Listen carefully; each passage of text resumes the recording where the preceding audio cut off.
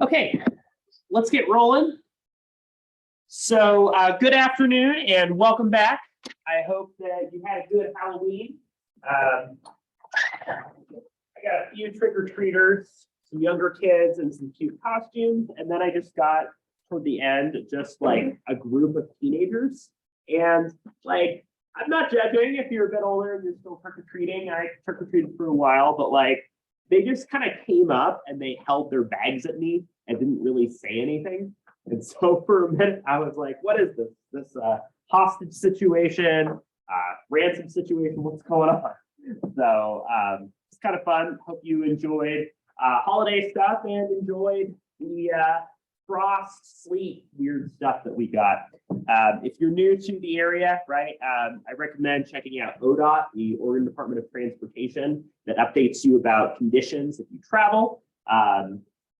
It's a good idea to check that before you do that. I was involved in a car accident last year related to ice on the road, so just be careful out there if you're new in town. So let's get rolling for today. To start things off, we have a practice question that connects to some of the things that we talked about on Monday related to talking and conversation. So you're tuning into a webinar in which a guest speaker is talking about how to invest in cryptocurrency. Seems sus. The guest speaker is the one that's doing the talking. The conversation is meant to be educational. So would this conversation be best described as A, dialogue, B, diatribe, C, discourse, or D, debate? Take a minute to think about this.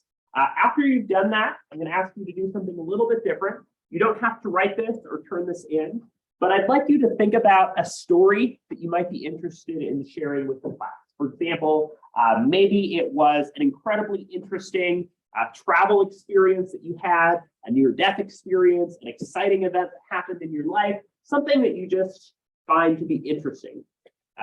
My last class, we had somebody who was telling the story of how they went as a deer for Halloween, and then they hit a deer as they were driving and was talking about how wild that experience was. So you might think about a story that you're interested in sharing in a little bit too.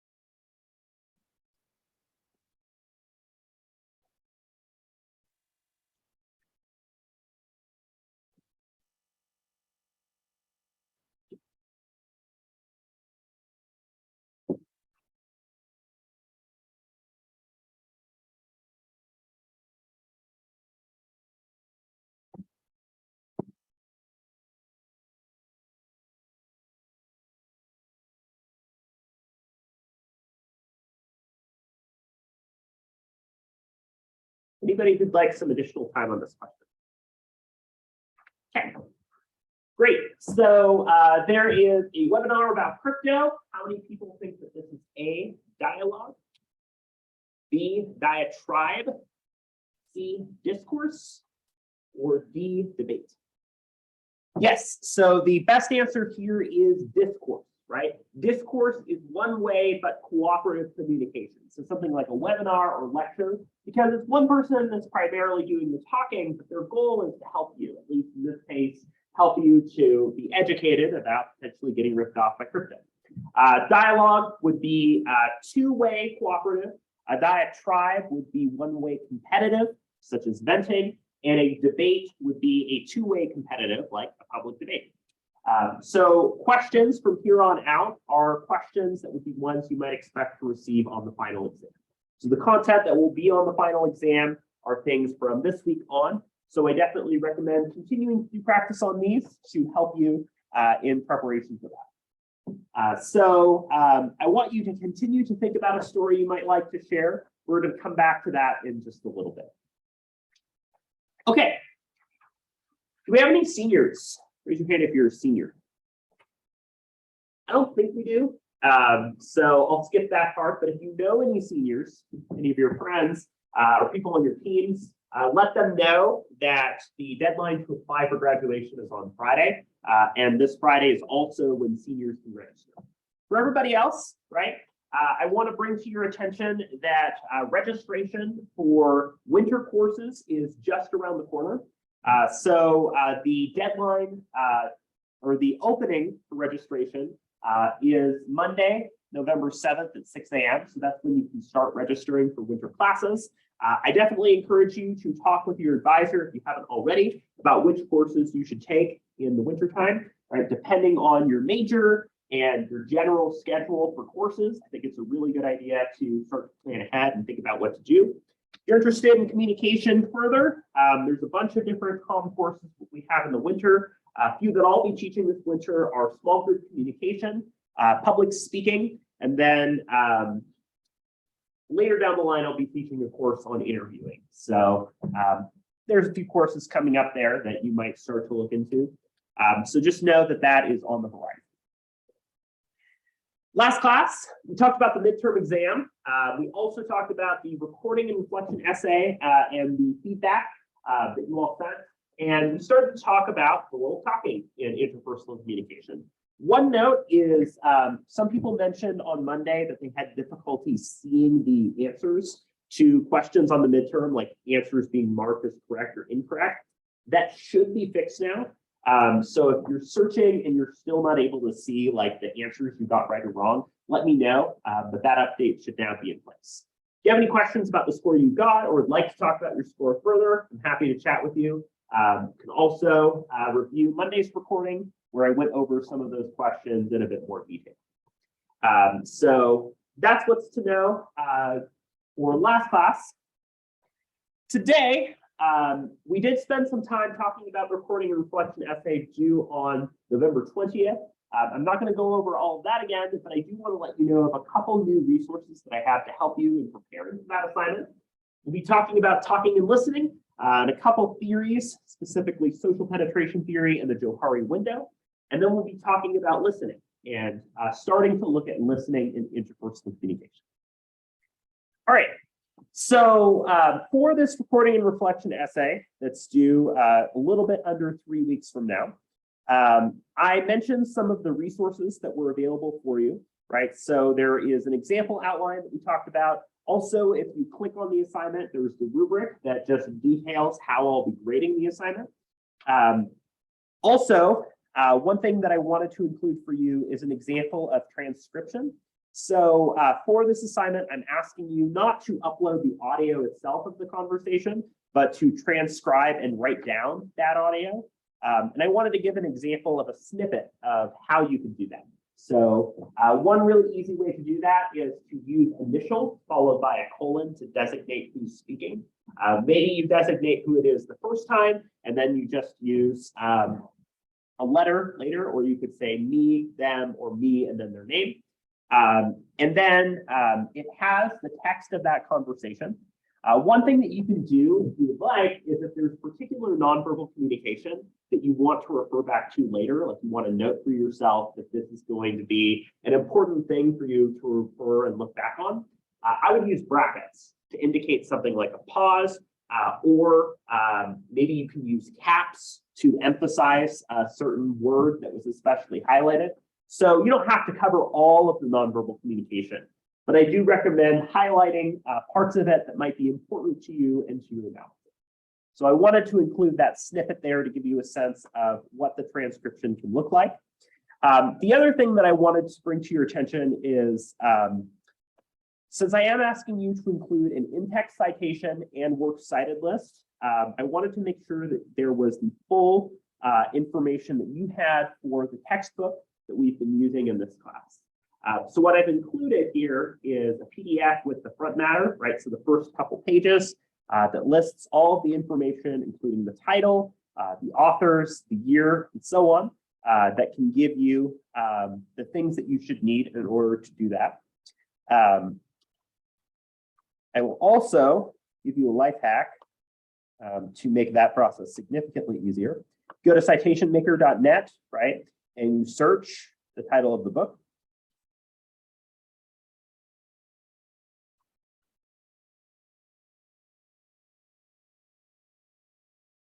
You can cite it and it's got all of the information like saved on the database. So that is a very easy way to do that too. So you can do either of those methods to make sure that you have the in-text and works cited there. So all that information is available to help you out. I also recommend reaching out to the Writing Center if you haven't done so already, and some of those resources that we talked about earlier in the term. And I'm happy to look over rough draft, outlines, and belong feedback to you. If you know that this is going to be a really busy week for you, the week of the 20th, you've got travel or other assignments coming up, let me know, ideally a week in advance, if you are needing an extension on this assignment. Any questions about this essay, anything we talked about last class, anything about the midterm, or anything else? Great. Again, I want you to feel prepared and enjoy the experience of working through this essay. All right, so let's get into some of the new stuff for today. So to start things off, I'd like to talk about social penetration theory. This is a theory of communication that will be important for us as we're thinking about talking and listening, and also one that connects pretty closely to other theories we've talked about in the class, such as uncertainty reduction theory. How many people have seen the movie Shrek? Yeah, so a lot of you. I remember it was kind of funny when it came out, but it's also been like incredibly memed to death, and there is like a very die-hard fandom, which I find to be kind of funny. But in the movie Shrek, the premise, right, is that he's an ogre, but he's not this mean, killing creature, right? He's not like other ogres. He's got some depth and elements to him, and he's frustrated because oftentimes it feels like people are judging him or come in with stereotypes about him, right? So there's this way he's disclosing and talking about himself that I think is literally social penetration theory, where he talks about being like an onion. So I wanted to show this clip, and as you're watching, right, you might pay attention to this idea of disclosure and about sharing the layers of who somebody is. Okay, you're gonna go fight a dragon and rescue a princess just so Farquhar to get you back to the swamp, which you only don't have because you filled it full of freaks in the first place. That's not right. You know what? Maybe there's a good reason Donkey shouldn't talk. I don't get it, Shrek. Why don't you just put some of that ogre stuff on him? You know, problem. They see this fortress. Grind his bones to make you bread. You know the whole ogre trick. Oh, I know what. Maybe I could have decapitated the entire village and put their heads on a plate. Got a knife, cut open their spleen and drink their fluids. Does that sound good to you? No, not really, no. For your information, there's a lot more to ogres than people think. Example? Exactly. Okay, ogres are like onions. They stink? Yes. No. Or they make you dry. No. Oh, you leave them out in the sun, they get all brown, start sprouting little white heads. No. Layers. Onions have layers. Ogres have layers. Onions have layers. You get it. We both have layers. Oh, you both have layers. Oh. You know, not everybody likes onions. So, right, anytime you're trying to remember social penetration theory, you might remember Shrek yelling, onions have layers, right? It's a very good way of thinking about this idea that, everybody thinks that he's this evil creature, but in actuality, right, he has layers or depths to his personality. And over the course of the conversation with Donkey, right, he's trying to reveal and share a little bit more about himself. This idea that he is not what people make him out to be. When it comes to social penetration theory, we can think about this both in terms of breadth as well as depth, right? Breadth refers to the sheer quantity of topics or issues that you're able to disclose and share in conversation. So to give you one example, maybe you have a friend who's really into sports and they know about like all the sports. For instance, they can talk about baseball, football, hockey, soccer, you name it, and they're able to talk about that, right? Well, depth refers to the level of detail and explanation that you can do on a specific topic. So maybe you have a friend who only is really into football, but is really into it, right? Has a whole fantasy bracket and like talks about his favorite teams and goes to all the games, right? And is super, super, super into it. That'd be an example of that. So social penetration theory argues that like an onion, right? The size of the onion refers to the breadth of topics.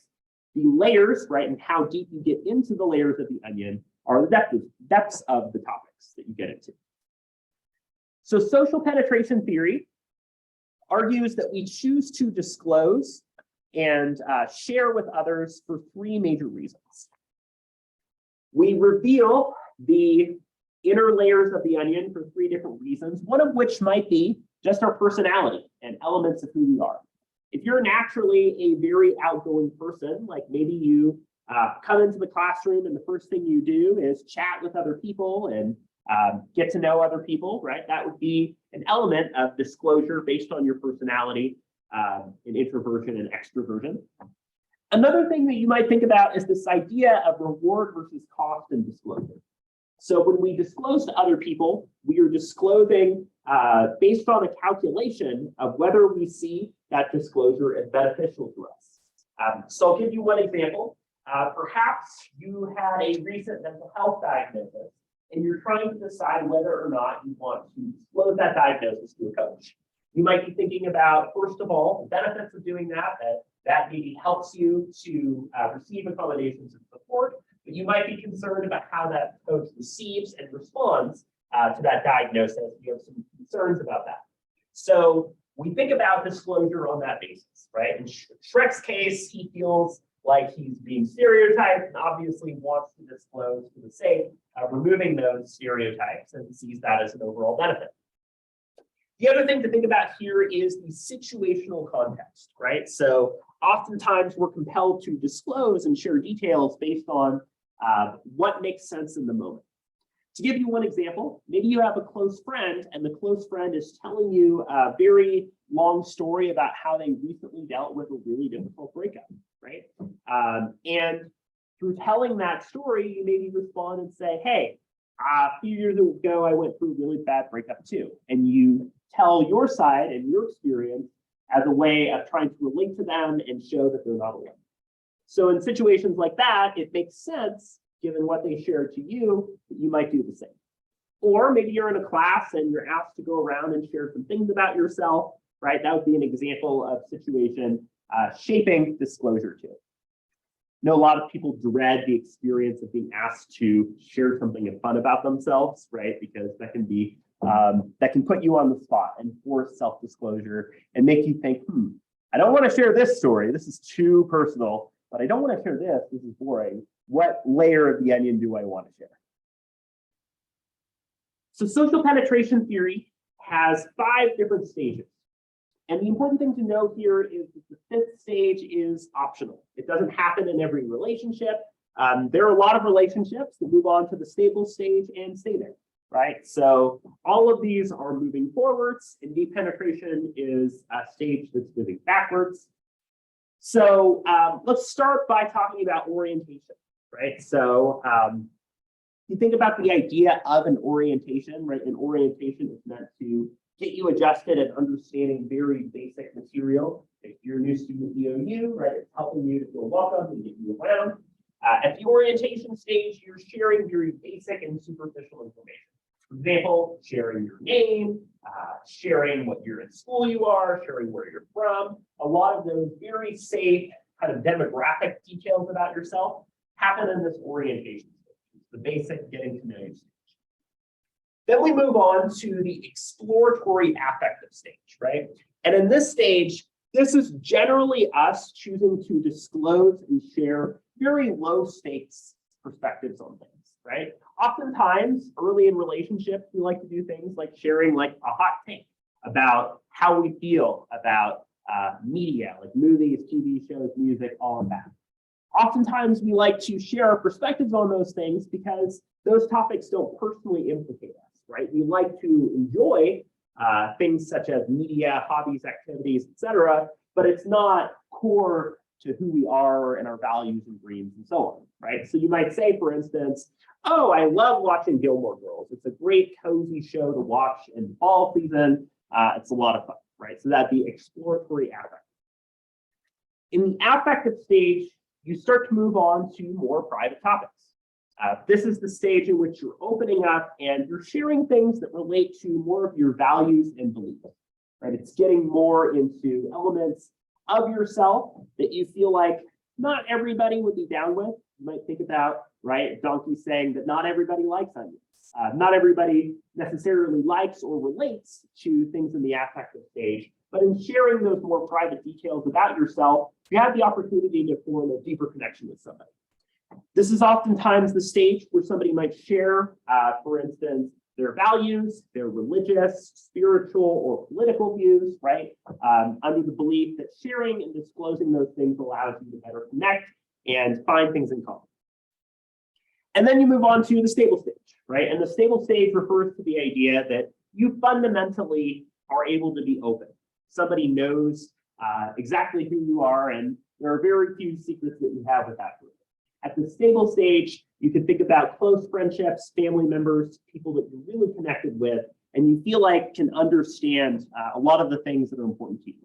You might think about this in the context of Maslow's hierarchy, right? Where a lot of the needs, such as social and belonging needs, are happening in these earlier stages. And when you get to the stable stage, it's this idea of reaching something like self-actualization, that somebody understands that deep down, what you really want more than anything is to become a painter. And maybe you're really passionate about painting, and that's not something that you've chosen to share with anybody else. So that would be an example of reaching a stable stage with somebody. And not all relationships, but some relationships move backwards, right? They move into a depenetration stage.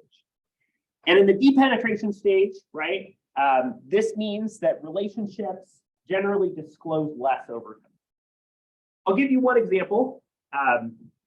When I was in high school, I had a club where what we would do is play Super Smash Bros. At lunch every day, right? And that was just like what our group of friends did.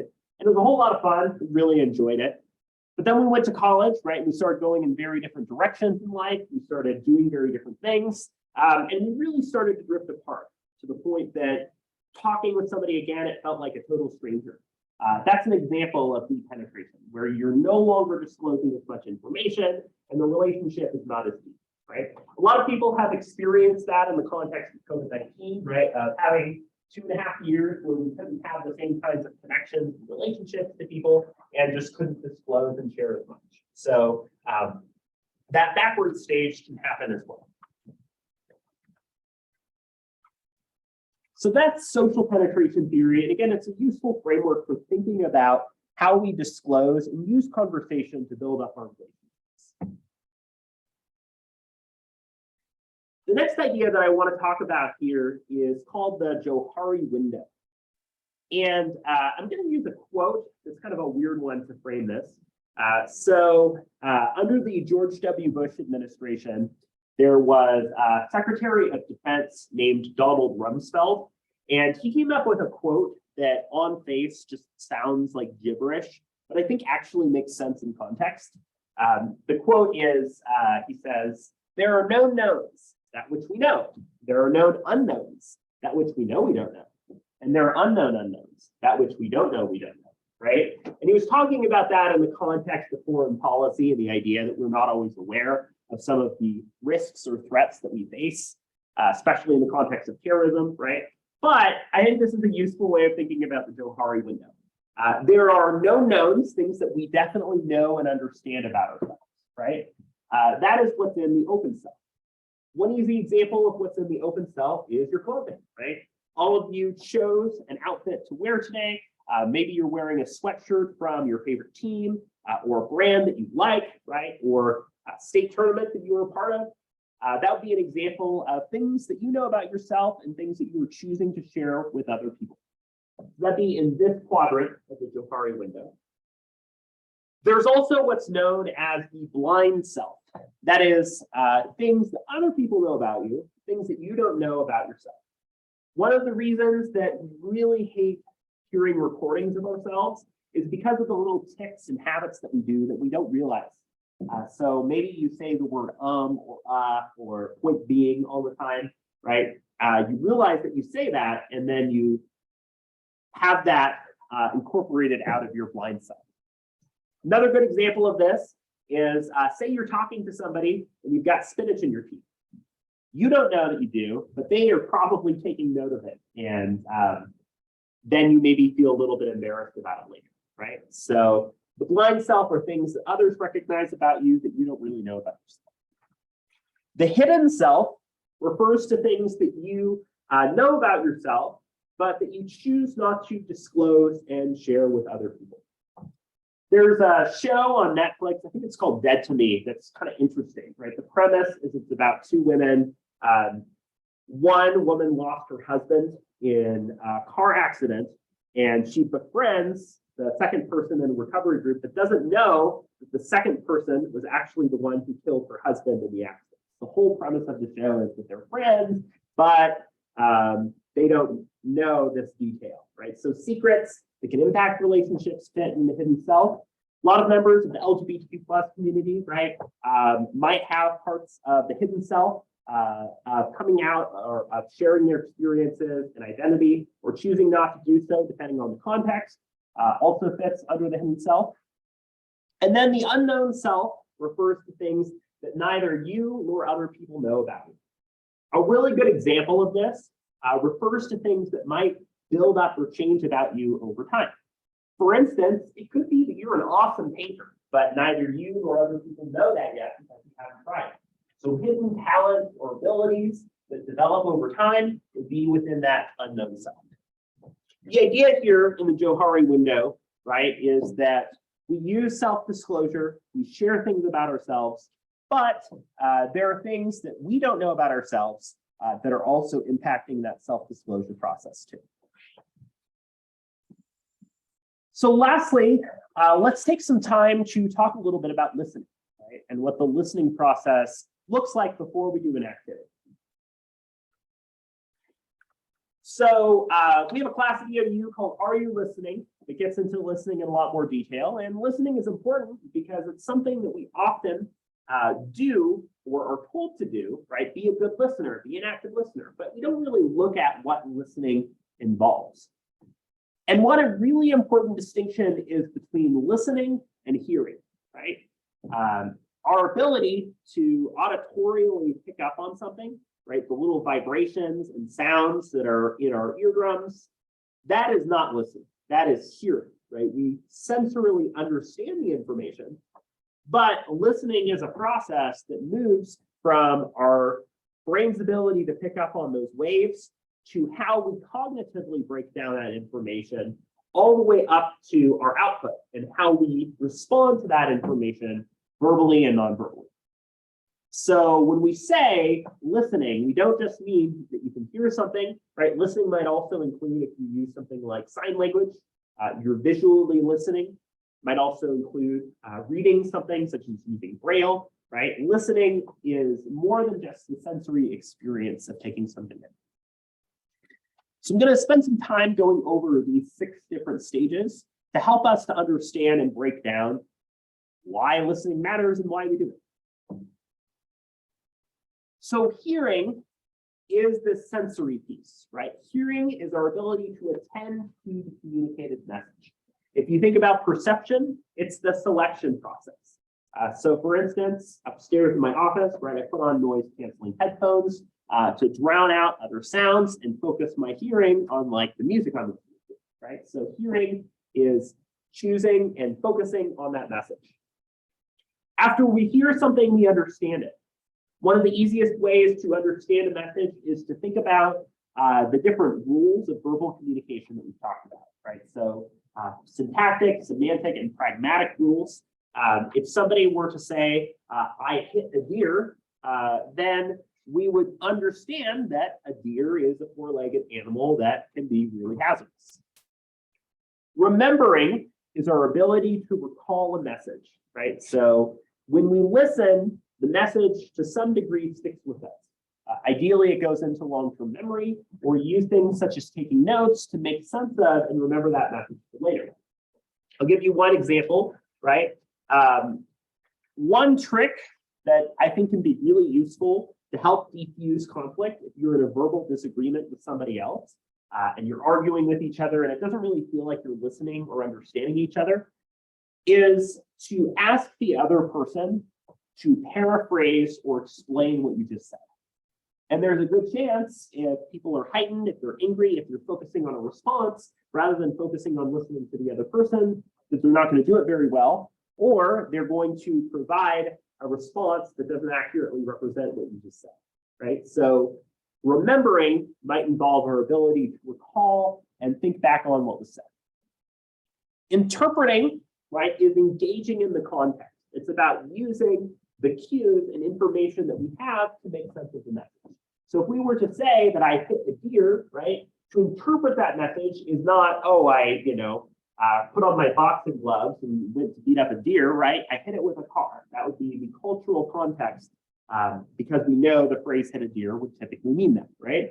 So interpreting is how we understand the message based on clues. And also think about the role of nonverbal communication. So if a friend says, you really need to show up at practice next week, and they seem really emphatic and really concerned, right? You could tell that maybe they're mad at you. Evaluating is judging the message. So really good example of this is The Onion, right? The Onion's a satirical news site, and its headlines and articles are not true. So if you read an article from The Onion, right, you evaluate that message and say, this isn't real. This isn't a story. This didn't actually happen. And if you effectively do that, then you've got a leg up on a lot of world leaders who have literally taken the Onion headlines and actually interpreted them as fact, right? So evaluating is judging the truthfulness of the message and essentially what you should do with that message, right? Is somebody lying or telling the truth? If you ever played, especially during COVID, right, the game Among Us, the whole premise of the game is that you're trying to figure out who is and isn't lying, right? That'd be the evaluation stage. And then responding is replying back to the message. So we can do this through nodding, through nonverbal communication. We can say yes. We can oftentimes paraphrase or clarify. Sometimes we might ask a question to see if we are really understanding the message the way that we should. We're using some type of feedback to make sure that we understand what's being said, right? So this is the model of listening. I think this is a useful way to think about how listening is not just this linear thing, but is something that we develop over time through engagement with other people. So I want us to think back. Beginning of class, I asked you to think about a story that you might be interested in sharing. So I'm interested in a volunteer. So somebody who has a story that they would like to share with the group. Anybody with a story that they are interested in sharing.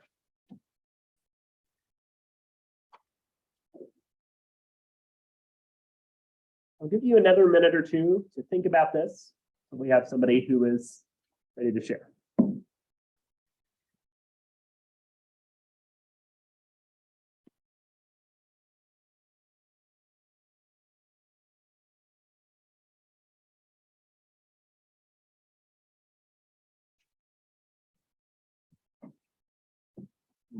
There's someone else's story. I love a good story. You will.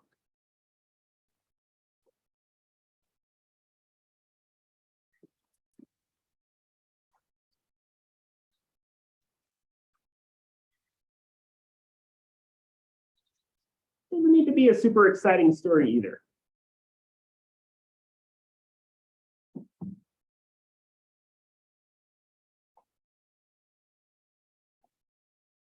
All right. You got it. All right. I'll tell the story. Yes. All right, so I'll give you 1 second. We'll hear it in just a minute. So I need 3 more volunteers. You will not have to tell an original story. You're an additional volunteer, so don't worry. How long is the story? Up to you, but it doesn't have to be incredibly long. Okay. So I just need 3 other volunteers. You're not going to have to share your story. What are the volunteers doing? You will be hearing and then sharing with the class. Hearing a story. Okay, 1, 2. Need 1 more. 3. Okay, thanks, Zach. All right. So let's have you 2 step out. So I'm going to kick you out for just a second.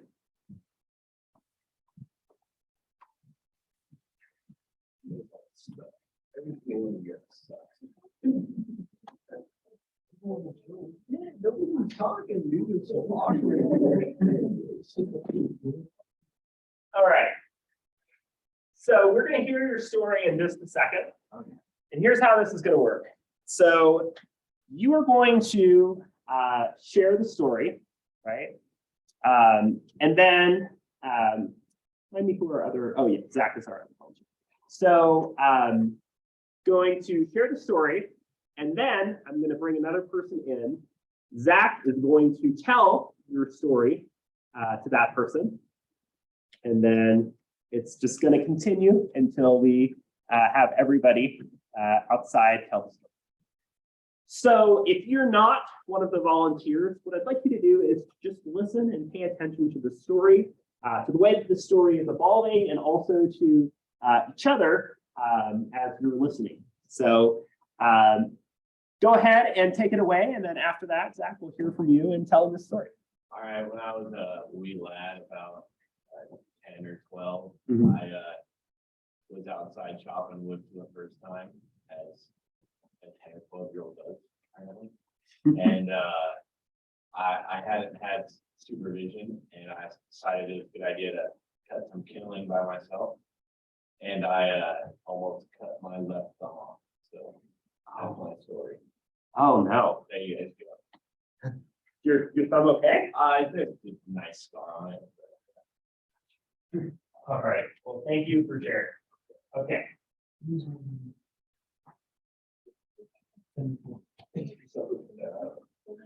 One person.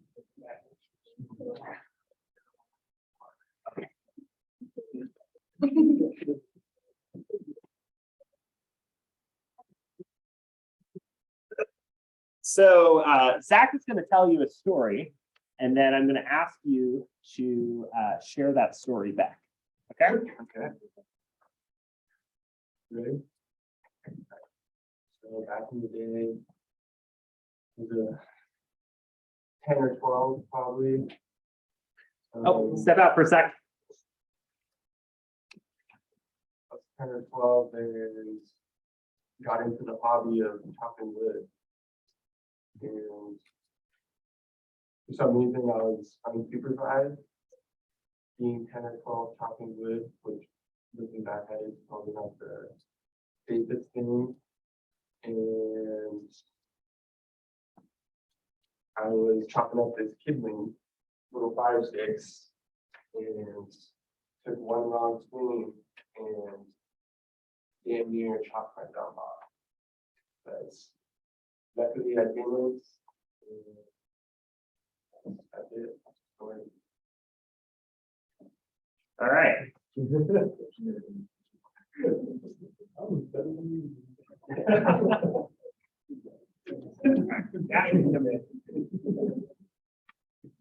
All right. So you are going to hear a story, and then we're going to ask you to share and tell that story back up. Okay. Yes. All right. Go for it. And it's one I just heard, right? Mhm.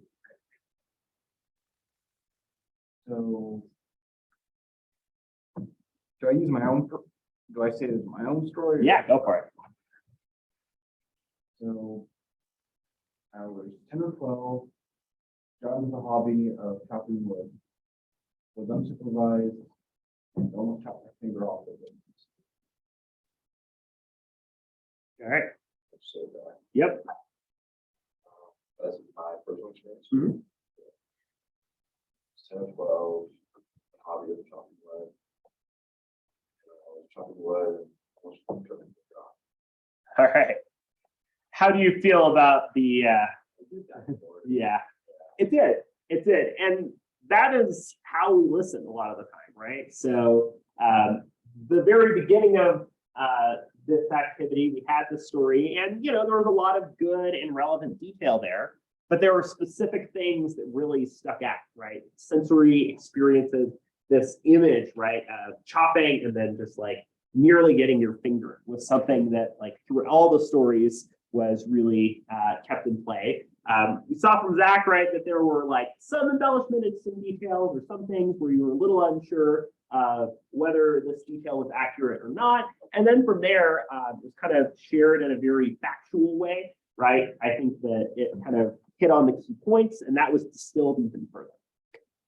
And that's how we listen, right? If we had a photographic memory, if we could just remember every single thing in our heads, that'd be a different story. But we are oftentimes remembering those really key details, the things that stick out to us, the things that are exciting, right?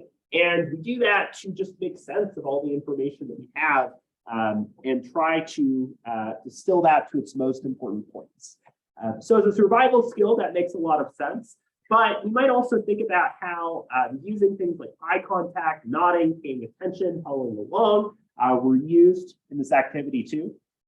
My last class, as the story was being told, somebody was asking a question to try to clarify one of the details as they were hearing the story too. So we do a lot of things like that, to try to learn and best understand each other when we're talking and having a conversation.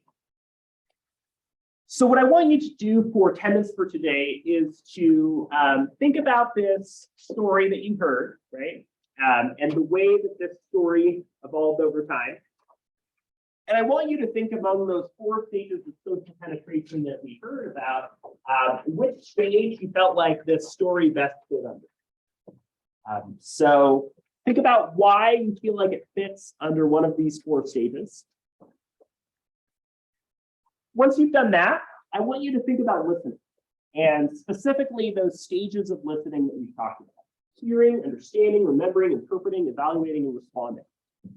How do you use listening to hear the story as it was being shared? You were a participant, right? How did you use these stages of listening to make sense of the story yourself?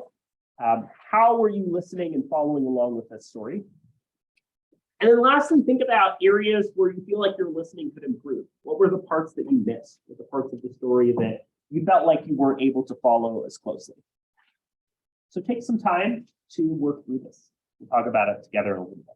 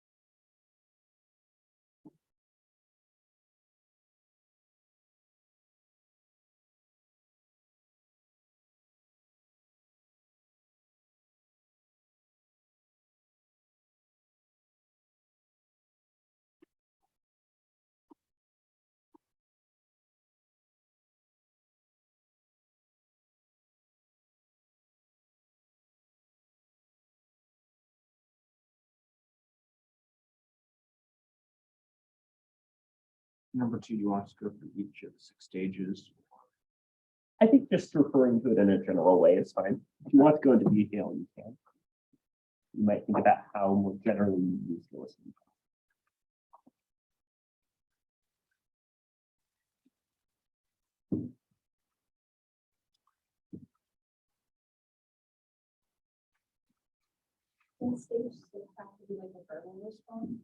Nope, it can be nonverbal. It can be something like nodding,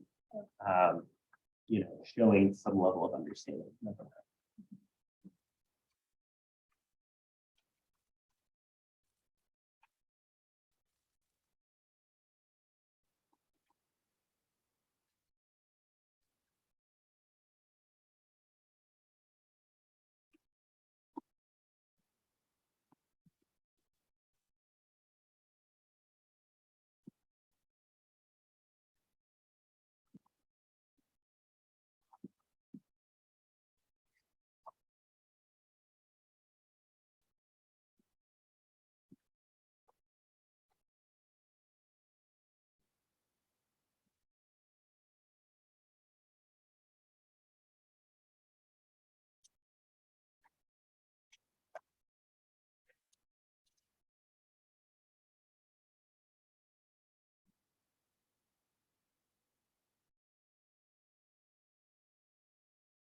Go ahead and take another minute to wrap up here.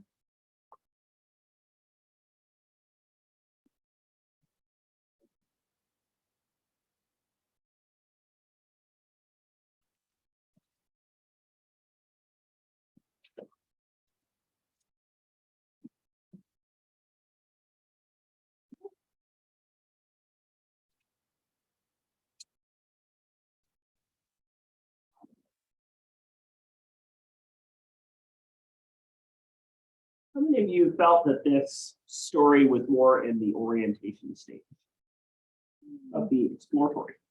Yeah, so exploratory would be good here. It's not the very basic information, but it's telling stories and things about ourselves that, aren't like super detailed values and beliefs, but something fun that lets us know a little bit more detail and, a near serious injury that I think can be a way of opening up to other people. So as you're thinking about this, right, continue to think about this idea of listening being this process of us distilling and trying to get important details, right? We're not always going to get everything right when we listen, but those main ideas that happen through this kind of game of telephone show us how listening is able to capture some of the key points that we pick up on through conversation. So to wrap up for today, we talked a little bit about preparing for that essay, so continue to keep that in mind. Talked about social penetration theory and the Johari window to talk about self-disclosure and the steps involved in listening. We'll be spending time on Friday to dive more into listening and the role of perception in listening. So please either email or pass forward your attendance activity for the day. Have a great rest of your afternoon, and I'll see you on Friday.